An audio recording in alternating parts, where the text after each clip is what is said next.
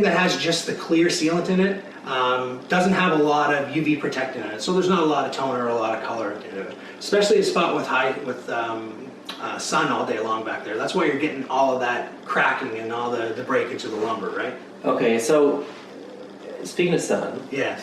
because we were Janine and I were trying to recall the last time I did this, and I'm pretty sure that I did this in full sun. And what I've heard in the street is that's a no-no. Yeah, so if you've got a full sun area, you're going to want to start with your balusters first, so any vertical surfaces, because they're going to be pretty much in the shade.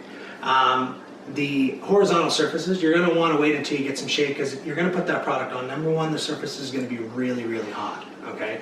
So the product is going to start to dry from the outside in. So the sun's going to beat down on the top of it, and it's going to start drying on the surface first, and you're not going to get any penetration. It's also going to dry really, really fast. So the longer something takes to dry, the more penetration you get, the better seal. Okay. Yeah.